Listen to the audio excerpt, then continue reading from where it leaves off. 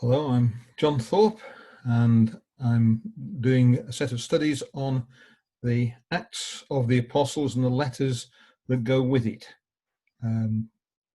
This is part of a series of 3. We may fill in a few more later on.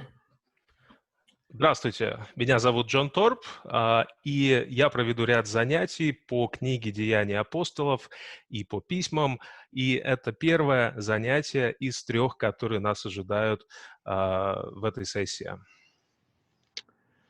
So, after the resurrection, Jesus rose to heaven. После воскрешения Иисус вознесся на небеса. And the duty of proclaiming the gospel was now passed on to the disciples of Jesus and other people who joined them. И теперь задача о распространении Слова Божия легла на учеников и всех тех, кто следовал за Христом. The Acts of the Apostles records the significant developments for the first 30 years or so of that time. И книга «Деяний» рассказывает примерно о первых 30 годах, которые происходили после воскрешения Христа. And there are only a few more years between the end of Acts of the Apostles and the completion of the New Testament. И после того, как завершается повествование книги «Деяний», проходит еще несколько лет, которые Библия описывает, и на этом вся книга заканчивается полностью.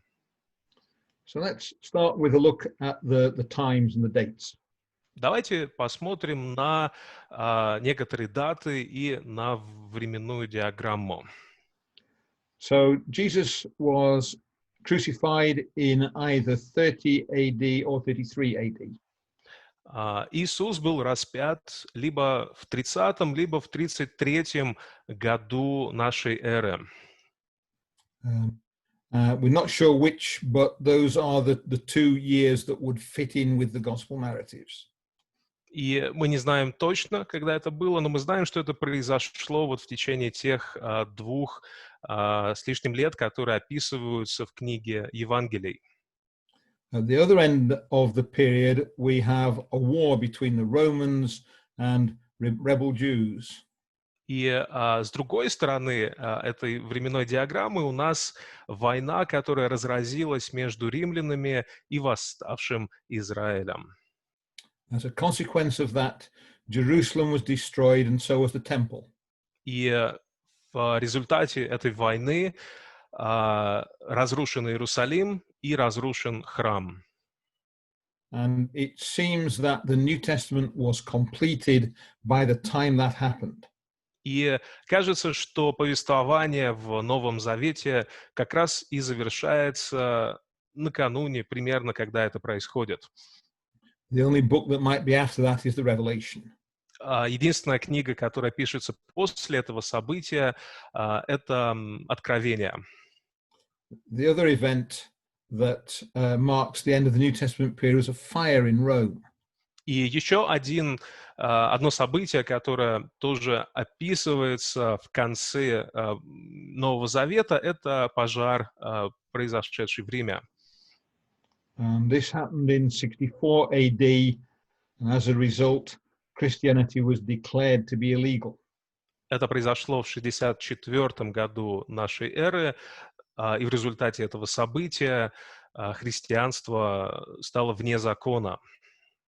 And the Emperor Nero ordered a persecution of Christians which spread throughout the empire. И император Нерон приказывает истребить христиан, и гонение на христиан начинается по всей Римской империи. And most of the books in the New Testament reflect a situation where the Romans are not opposed to Christianity. И большая часть книг, которая описывает события в Новом Завете, там не говорится о противопоставлении, о противодействии иудеев и римлян. Although the letters of Peter and the Gospel of John show that might be at an end. Однако уже у Иоанна в его книге Евангелия и в некоторых письмах Петра мы читаем, что как раз эти разногласия, они начинают появляться. And in the middle of the period, we have a collection of journeys by the Apostle Paul. А в середине рассматриваемого нами периода мы познакомимся с различными описаниями путешествий апостола Павла. And here he travels in what's now Turkey and Greece and founds new churches. Мы читаем о том, как он путешествует на территорию современной Турции, Греции и основывает новые церкви по пути. That's mainly what we're going to talk about, the second of these talks. И об этом мы поговорим на втором нашем занятии. At the end of his journeys, Paul is imprisoned, first of all, in Judea. И в конце своего путешествия Павел попадает в тюрьму в Иудее. But when he is going to be punished by the Jews, he appeals to Caesar and is sent to Rome. Но в тот момент, когда иудеи должны исполнить наказание над ним, он обращается к кесарю, к императору, и его отсылают в Рим. So he then arrives in Rome in 60 AD and spends 2 years in prison there. В 60-м году он прибывает в Рим и проводит 2 года в тюрьме. And the Acts of the Apostles must have been written just at the end of that period. И книга «Деяния апостолов», по-видимому, была написана как раз именно в конце этого периода. So in the Acts of the Apostles, we have a history of what happened up to that time. Получается, книга «Деяний», «Деяния апостолов» описывает все события, которые произошли вот до этого самого момента. So the situation in the Acts of the Apostles is set out by Luke in the first chapter. И Лука, который пишет, собственно, книгу «Деяний», рассказывает, что же происходит с апостолами вот в первой главе книги «Деяний». So the apostles are to be witnesses to the gospel. Апостолы — это свидетели Евангелия. They are going to receive the Holy Spirit from God. Они получат Святой Дух от Бога.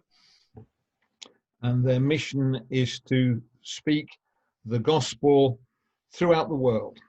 И задача, миссия, которая перед ними ставится, это распространять Божье Слово по всему миру.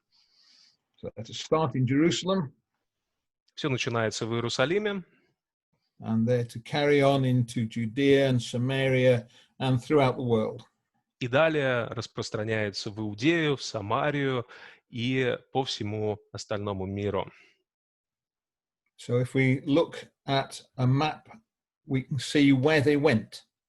Можем посмотреть на карту и увидим точки, куда они отправились.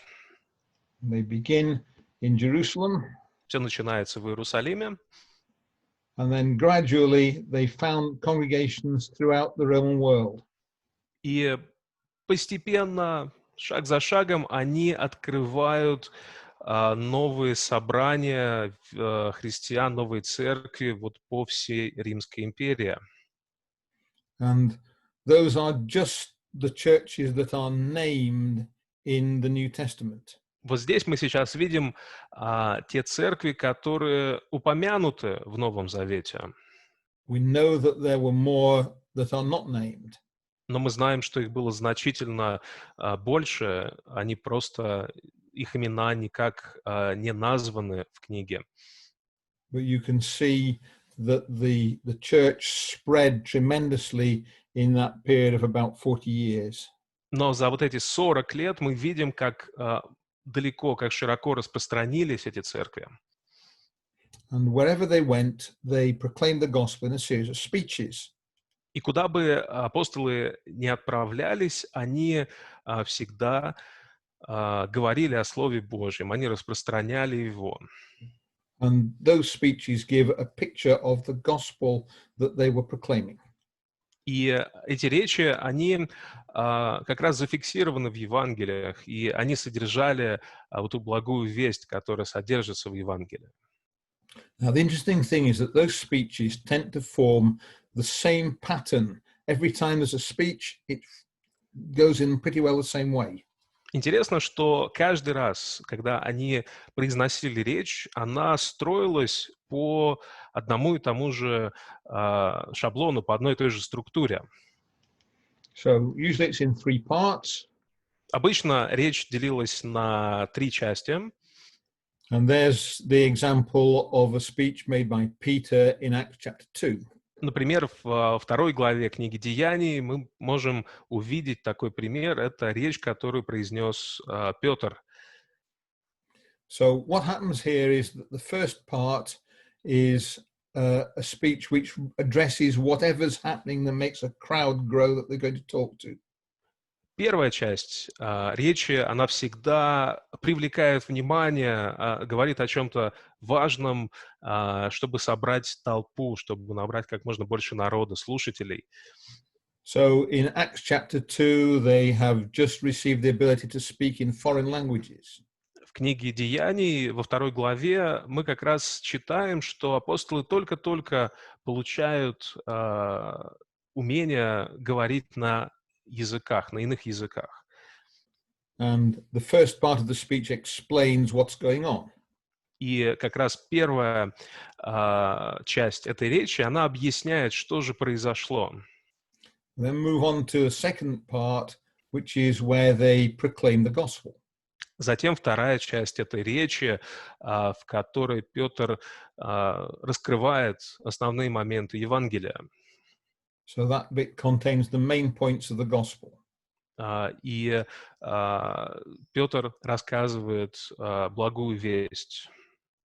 And then at the end, there is a comment on the response from the crowd. И потом, в заключительной части этой речи, ответы на вопросы из толпы. And you find that the bit where they proclaim the gospel is very much the same every time. И каждый раз, когда апостолы раскрывают благую весть, они примерно говорят об одних и тех же моментах. So there's the speech in Acts chapter 13 from Paul. Вот в 13 главе книги «Деяний» мы читаем апостола Павла и его благую весть. So here they're in a synagogue and Paul talks about the readings from the Bible that they've just done. Действие происходит в синагоге, они только что зачитали какой-то отрывок из Библии, и апостол Павел объясняет его, рассказывает, что же такое они сейчас прочитали.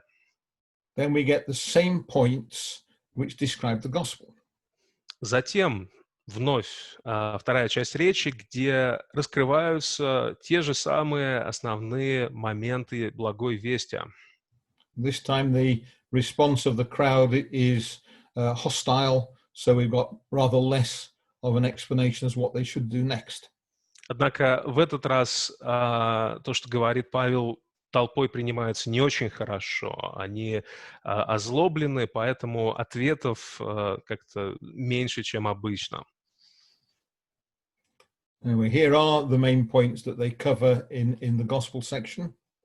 И о чем же говорят апостолы, когда благовествуют в своих речах? So, first of all, they talk about the resurrection of Jesus. Во-первых, они говорят о воскрешении Иисуса Христа. And they always point out that there are witnesses who met Jesus alive afterwards. И обязательно говорят о том, что они видели воочию живого Христа после Его воскрешения. And that usually goes with descriptions of how that fits in with what the Old Testament says. Затем обычно они объясняют, как эта ситуация связана с тем, что было описано в Ветхом Завете. They then talk about the return of Jesus. Потом говорят о возвращении Христа. and about the kingdom of God. и о Царстве Божьем. Finally, they tell their hearers that they need to change the way they're living. И в конце они призывают толпу изменить образ жизни. And sometimes they tell them they have to be baptized. Иногда призывают их принять крещение. And you'll see the difference in the black things and the red and the grey things there. И мы видим разные цвета. Что-то написано черным, что-то написано серым цветом. The black text is things that are in every single speech. Черным это как раз то, что апостолы говорят в любой своей речи. The grey ones are only in some of the speeches. А серая — это темы, которые поднимаются только в некоторых их речах. So, for example, the Old Testament prophecy doesn't appear in any speeches to non-Jews. Например, речи, которые обращены к язычникам, в них темы Ветхого Завета не поднимаются, о них нет смысла говорить пока что. There'd be no point in talking to philosophers in Athens about the Old Testament because they'd never read it. Потому что в Афинах, например, никто же не читал Ветхий Завет. Зачем объяснять философию, которая там содержится? And similarly, the Gentiles wouldn't know about the kingdom of God. Также не все язычники знают о грядущем Божьем Царстве. And finally, baptism only appears where there's a positive response to the gospel. Ну и про крещение они говорят только там, где народ как-то открыто принимает те слова, которые говорили апостолы. Anyway, let's think about the first few days after the resurrection of Jesus. Теперь давайте посмотрим на первые пару дней, которые случились после воскрешения Иисуса Христа. And here they are beginning to get things started in Jerusalem. Здесь мы читаем о событиях, которые происходят в Иерусалиме. That picture, by the way, shows some shops that were in Jerusalem at the time of Jesus. Both Jesus and Paul would have walked past there probably many times. Сейчас на экране, на слайде вы видите фотографию магазинов, которые были во времена Иисуса, и наверняка и он, и апостолы Петр, Павел проходили мимо этих арок. So Jesus stayed with the disciples for 40 days after the resurrection. Итак, мы знаем, что Иисус провел 40 дней после своего воскрешения, он все это время оставался с учениками. And then they see him rise into heaven. И затем они видят, как он возносится на небеса. And that's in the Acts of the Apostles, chapter 1 and verses 9 to 11. И об этом мы читаем в первой главе книги Деяний с 9 по 11 стихи. You could read that for me, please. Давайте мы это зачитаем и послушаем. «Сказав сие, он поднялся на глазах их, и облако взяло его из вида их. И когда они смотрели на небо во время восхождения его, вдруг предстали им два мужа в белой одежде и сказали: мужи галилейские, что вы стоите и смотрите на небо? Сей Иисус, вознесшийся от вас на небо, придет таким же образом, как вы видели его восходящим на небо». And for most of the apostles, that's the last time they see Jesus until one day, maybe when he returns. И для большинства учеников Иисуса, для большинства апостолов, это последнее в их жизни, когда они видели своего учителя. But the promise is there, Jesus is coming back. Но мы знаем, что есть обетование, что Иисус вернется на землю обратно. And then there's a gap of 9 days while they get ready. They appoint someone to replace Judas. Затем проходит 9 дней. За это время апостолы готовятся, и к событию они должны выбрать нового 12-го человека, который заменит Иуду-предателя. And then 9 days after Jesus has gone to heaven is the Feast of Pentecost. И как раз по прошествии 9 дней с момента вознесения Христа происходит День Пятидесятницы. And at this point, they receive the Holy Spirit and are able to speak in all sorts of foreign languages. И в этот день они получают силу Божию, получают Святой Дух, и у них открывается возможность говорить на иностранных, на иных языках. And we've already talked about the speech that Peter gives at that time. И мы уже с вами немножко посмотрели на ту речь, которую Петр читает в этот момент. And there's a very good response from the people. И эту речь очень хорошо принимает народ, который слышит. So if we go to Acts chapter 2 and verse 41. Давайте откроем 2 главу Деяний, 41 стих. If you could read that, please. Итак, охотно принявшие слово его крестились, и присоединилось в тот день душ около 3000. So you've got 3,000 people who decide to join the church on that day. Итак, 3000 человек принимают крещение, присоединяются к церкви в этот день. And soon it raises to 5,000 and becomes a tremendous number of people. И затем мы читаем, что в следующий раз происходит 5000 человек присоединяются к церкви, и просто это число становится все больше и больше. Now, some of those will be pilgrims who were visiting Jerusalem. Кто-то из этих присоединившихся, это были путешественники, пилигримы, находящиеся, приехавшие в Иерусалим. And they go off back home afterwards and they spread the gospel with them to wherever they go. И после этого они же ведь возвращаются домой, к себе, в свои страны, и распространяют Слово Божье там. But very soon, the ones who remain in Jerusalem are visible to the authorities. И достаточно скоро они пытаются уехать из Иерусалима, чтобы быть невидимым для властей. And the authorities start to persecute the church. Потому что в это время власти начинают гонения на церковь. So in Acts chapter 3, Peter and John heal a man in the temple area. В 3 главе мы читаем о том, как Петр и Иоанн исцеляют одного из нуждающихся, и делают они это в храме или рядом с храмом. And the apostle Peter does what Peter does. As soon as there's a crowd, he starts to explain the gospel to it.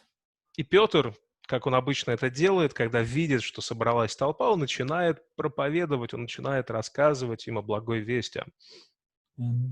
Peter does this a lot. If you wanted to find Peter in Jerusalem, the best thing you could do is to look for the biggest crowd, and Peter will be at the front of it, proclaiming the gospel. Вот Петр, он был такой, он всегда это делал. Если в то время вы хотели встретить Петра в Иерусалиме, ищите самую большую толпу, обязательно Петр там что-то рассказывает толпе и пытается донести до них благую весть.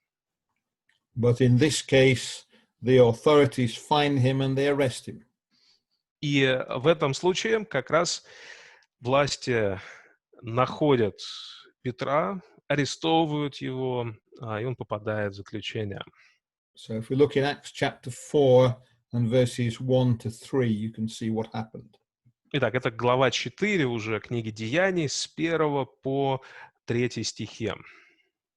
Shall I read it? Yes, please. Итак, когда они говорили к народу, к ним приступили священники и начальники стражи при храме и саддукеи. досадуя на то, что они учат народ и проповедуют в Иисусе воскресение из мертвых, и наложили на них руки и отдали их под стражу до утра, ибо уже был вечер. And they put Peter and John on trial. И вот Петр и Иоанн, они отправляются на суд. And if you read in verses 15 to 20, you can see what happened. И с 15 по 20 стих мы читаем, что же происходит далее. «И, приказав им выйти вон из Синедриона, рассуждали между собою, говоря, что нам делать с этими людьми? Ибо всем живущим в Иерусалиме известно, что ими сделано явное чудо, и мы не можем отвергнуть сего. Но чтобы более не разгласилось это в народе, с угрозою запретим им, чтобы не говорили об имени сем никому из людей. И, призвав их, приказали им отнюдь не говорить и не учить о имени Иисуса. Но Петр и Иоанн сказали им в ответ, «Судите, справедливо ли перед Богом слушать вас более, нежели Бога? Мы не можем не говорить того, что видели и слышали». So when Peter's arrested for proclaiming the gospel, he proclaims the gospel to the judges in the court. Получается, что как только Петр арестован за то, что он проповедует Слово Божье, он во время суда тоже начинает проповедовать Слово Божье судьям. But the persecution becomes worse, and they start to move to proclaim the gospel outside Jerusalem. Но гонения становятся все сложнее, все страшнее, и апостолы вынуждены уходить из города, из Иерусалима и проповедовать в других местах. So the first thing that happens is the apostles are very busy, so they appoint 7 people to manage the administration of the church. И поскольку апостолы очень заняты в это время, они выбирают 7 человек, которые будут решать различные вопросы, возникающие внутри церкви. Though interestingly, very soon you find those 7 are also proclaiming the gospel. Однако вскоре мы будем читать о том, как эти 7 все равно дальше распространяют Божье благое слово, благую весть. So one of those is called Stephen. Одного из этих 7 зовут Стефан. And in Acts chapter 6, you find that he is taken to court. И в 6 главе Деяний мы читаем о том, как он попадает тоже в суд. So if you read in Acts chapter 6, verses 10 to 13, please. Давайте зачитаем 6 глава Деяний с 10 по 13 стихи. «Но не могли противостоять мудрости и духу, которым он говорил. Тогда научили они некоторых сказать: мы слышали, как он говорил хульные слова на Моисея и на Бога. И возбудили народ, и старейшин, и книжников, и, напав, схватили его и повели в Синедрион. И представили ложных свидетелей, которые говорили: этот человек не перестает говорить хульные слова на святое место сие и на закон». So Stephen is able to make a defense, but it's no use. Стефан пытается как-то защитить себя, но у него это не очень хорошо получается. And effectively he's lynched. They drag him out of the court and kill him by throwing stones at him. И получается, что тут же после этого суда его вытаскивают на улицу и казнят, его забивают до смерти камнями. And this is in Acts chapter 7 and verses 54 to 60. И читаем об этом в 7 главе с 54 по 60 стихи. «Слушая сие, они рвались сердцами своими и скрежетали на него зубами. Стефан же, будучи исполнен Духа Святого, воззрев на небо, увидел славу Божию и Иисуса, стоящего одесную Бога, и сказал: Вот я вижу небеса отверстые и Сына Человеческого, стоящего одесную Бога. Но они, загречав громким голосом, затыкали уши свои и единодушно устремились на него. И, выведя за город, стали побивать его камнями. Свидетели же положили свои одежды у ног юноши именем Савла. И побивали камнями Стефана, который молился и говорил: «Господи Иисусе, прими дух мой». И, преклонив колени, воскликнув громким голосом: «Господи, не вмени им греха сего». И, сказав сие, почил. And this introduces us to a young man called Saul. И здесь, в этих же стихах, мы знакомимся с молодым человеком по имени Савл. And we're going to come across Saul a lot later on in Acts. И об этом юноше, о Савле, мы будем много читать еще далее в остальных главах книги Деяний. Because later he becomes an apostle and changes his name to Paul. Потому что позже он станет апостолом и примет имя Павел. And I think that Stephen will be very surprised when he meets him in the kingdom, because the last Stephen saw of him, he was holding the coats while they were stoning Stephen to death. И я думаю, что когда Стефан в грядущем царстве увидит Павла, Савла точнее, он очень удивится, потому что это последний был живой человек, которого он видел, и он явно был не за Павла, не за Стефана, он просто держал камни, держал плащи тех, кто его побивал камнями. Anyway, soon the people are leaving Jerusalem because of the persecution. Итак, вскоре народ вынужден покинуть Иерусалим, потому что начинаются очень сильные гонения.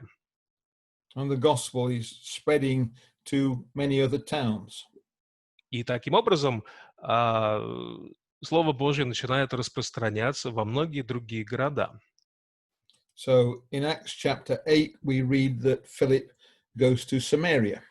В 8 главе мы читаем о том, как Филипп едет в Самарию. Philip is one of the seven that were chosen to help run the church in Jerusalem. А Филипп — это один из тех 7, которые были избраны, чтобы управлять церковью So в Иерусалиме. he starts a church in Samaria. Но в итоге он основывает церковь в Самарии. And Peter and John go there as well, and they spread the gifts of the Holy Spirit in Samaria.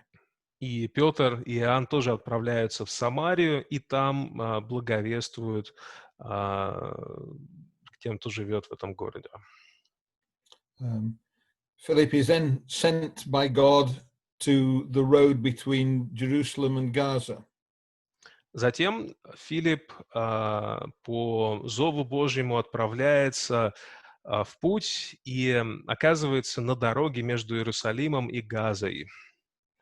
And here he meets an Ethiopian in a chariot. И там он встречает эфиопа, который едет на колеснице.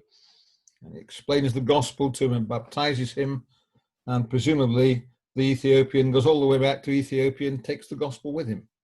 И мы читаем о том, как Филипп учит, благовествует этому эфиопу. Эфиоп принимает крещение. И можно с уверенностью сказать, что он отправляется в свою родную страну, в Эфиопию, и там начинает тоже распространять Слово Божье. Soon after that, we've got Paul, who travels to Damascus. Затем, где-то вскоре после этого, мы читаем о том, как Павел едет в Дамаск. So there were already Christians in Damascus, and Paul was going to go and fetch them back and have them put in prison. И мы знаем, что в Дамаске уже существовали христиане, и Павел шел туда с целью арестовать их и посадить в тюрьму. So if we read Acts chapter 9, verses 1 and 2, that tells us a bit about it. Это глава номер 9, первые 2 стиха. Савл же, еще дыша угрозами и убийством на учеников Господа, пришел к первосвященнику и выпросил у него письма в Дамаск и к синагогам, чтобы кого найдет последующих сему учению, и мужчин, и женщин, связав, приводить в Иерусалим. But before he gets there, he meets Jesus. Но по пути туда он встречается с Иисусом. Well, it's very difficult to say someone is dead if you've just been talking to him.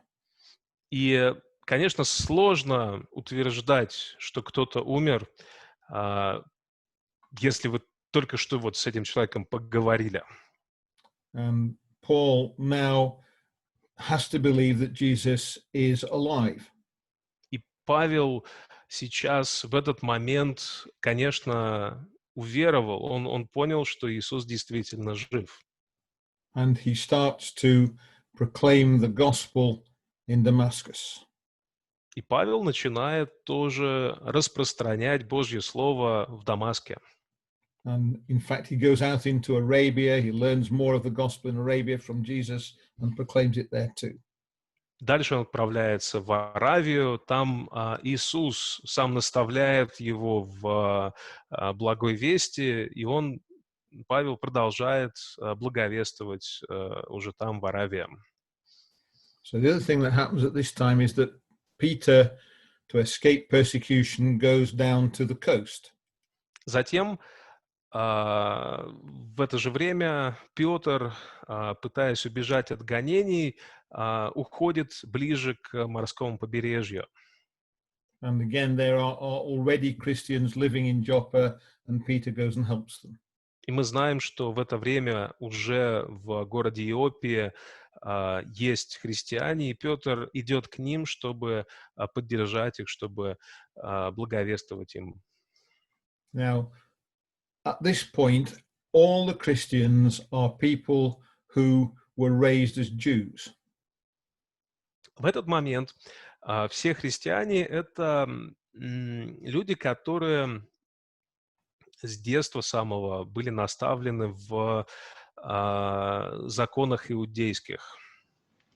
But that's about to change, and some people who were not Jews are going to be baptized and join the church. Но вот вскоре это все меняется, потому что язычники, не иудеи, тоже слышат Божье Слово и тоже начинают принимать крещение. So Peter is in Joppa, and there's a Roman centurion in Caesarea by the name of Cornelius. И вот Петр у нас находится в городе Иопия, а в Кесарии есть человек по имени Корнелиус. Это сотник римский. And Cornelius sends for Peter, and he goes to Caesarea to proclaim the gospel there. И Корнелий призывает Петра, который приходит в Кесарию и начинает там благовествовать Слово Божье. And Paul explains the gospel to the Romans who are in Caesarea. Peter. Sorry, Peter, did I say Paul? Peter, yes. И Петр распространяет благую весть жителям, собственно, Кесария. And that's in Acts chapter 10. Об этом можно читать в 10 главе книги Деяний. And we see what happens to the Gentiles in verses 44 and 45. 44-45 стих повествуют нам о том, что же происходит с язычниками.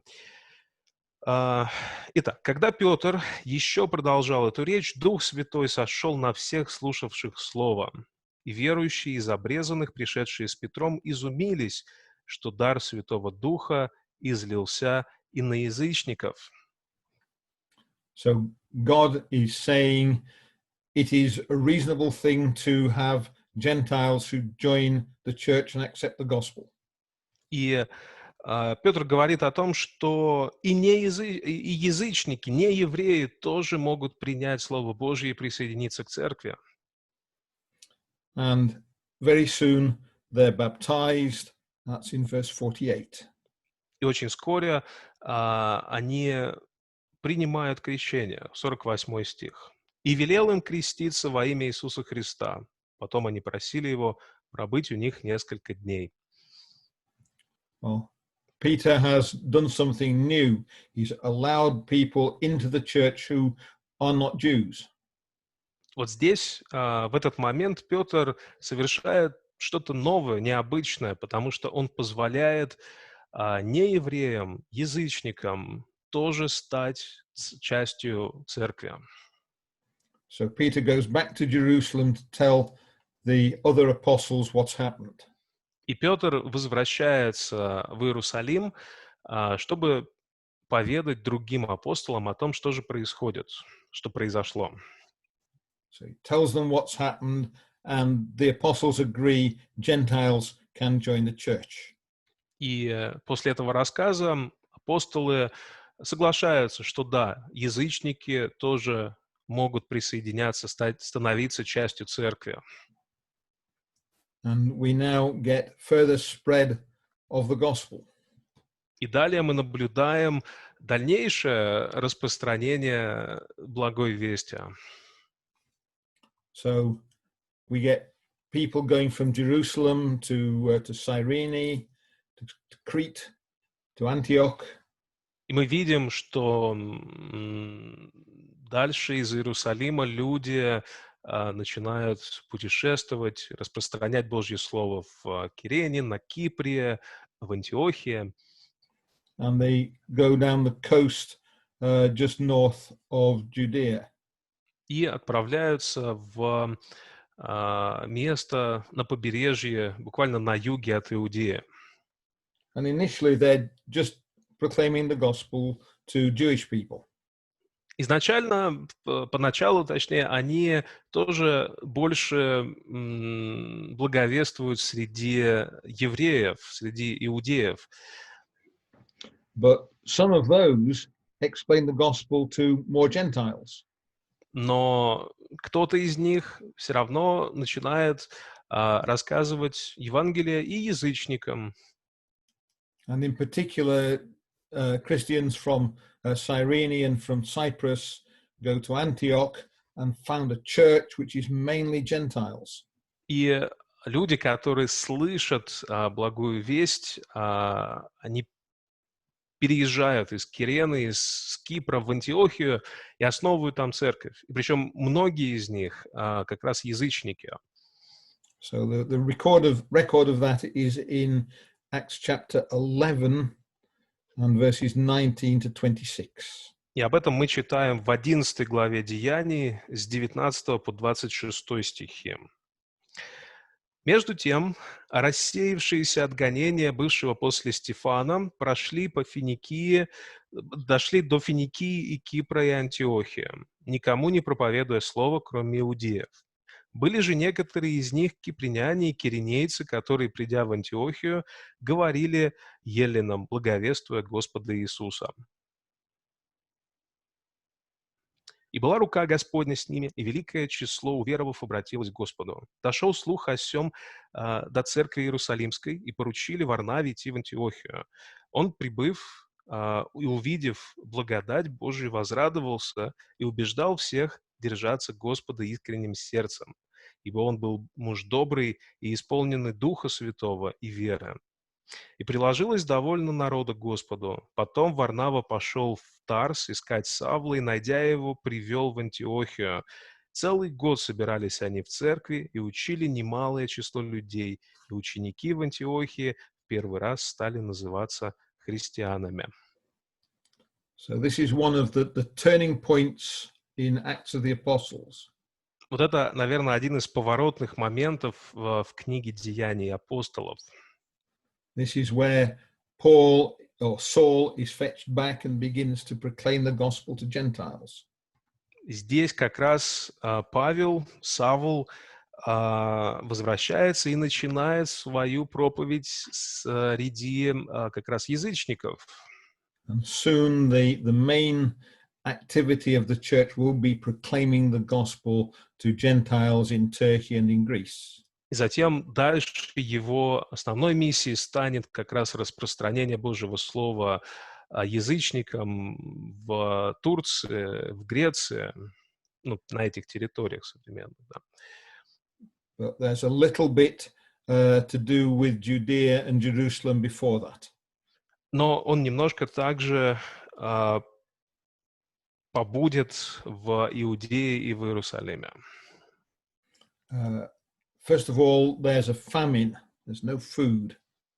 Во-первых, в это время случается голод в Иудее, нет никакой пищи. But the people in the church in Antioch send help to the brethren and sisters in Judea. Но братья и сестры из Антиохии собирают помощь и отправляют ее своим братьям и сестрам, живущим в Иудее. And this is Saul and Barnabas who go down to Judea with the help. И именно Савл и Варнава отправляются на юг, в Иудею, чтобы принести эту помощь из Антиохии. Second thing that happens is that one of the Herod family becomes king of all the Jews. Затем еще большое событие. Один из членов семьи Ирода становится царем над всей Иудеей.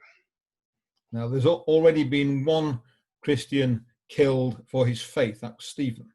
Мы знаем, что в этот момент уже как минимум один человек пострадал, умер за веру, за то, что он стал христианином. Это Стефан. Then things had quietened down a bit after that. Потом все немножко успокоилось после этого. But now Herod Agrippa kills James, the brother of John. Но в это время царь Ирод убивает Иакова, брата Иоанна. And he arrests Peter and he's going to kill him as well. И арестовывает Петра и тоже намерен его убить. But God sends an angel and Peter is released, is delivered from the prison. Но Бог посылает ангела, и ангел помогает Петру спастись из темницы, из заточения. And quite soon Herod Agrippa then dies. И достаточно вскоре после этого Ирод Агриппа погибает, умирает. And Saul and Barnabas go back to Antioch. И Павел с Варнавой вскоре возвращаются в Антиохию.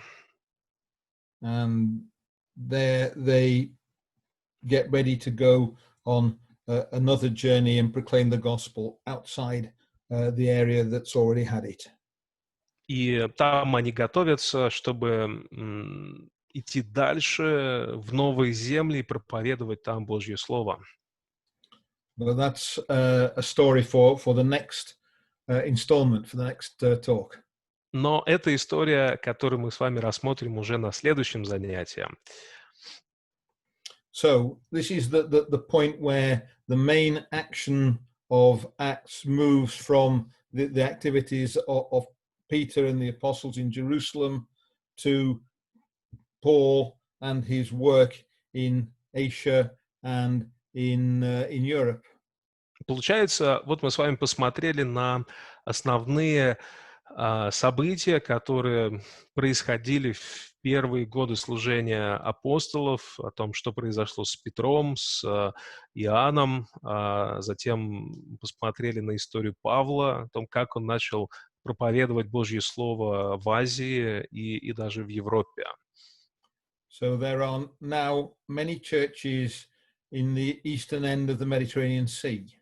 И видим, что в это время на восточной части Средиземного побережья образовывается очень много церквей. So there are many Christians in the Jewish area, Очень много христиан в иудейской стране, but already they are spreading to Gentile lands. но Слово все равно Божье начинает распространяться и в земли язычников. And the first Gentiles have accepted the gospel and are beginning to proclaim it to others. И уже первые язычники принимают благую весть и начинают распространять ее дальше, проповедовать другим язычникам. And some of them are even sending help to the people in Jerusalem. А некоторые братья и сестры помогают другим церквям в Иерусалиме. And in the next talk, we'll look at how the gospel spreads into Asia Minor here and into Greece. И в следующее занятие мы посмотрим, как Божье Слово распространяется уже в Малую Азию и дальше на север, в Грецию. And, well, that is more or less the end of it. Thanks for listening. Итак, это наше первое занятие. Мы подошли к концу. Спасибо за внимание.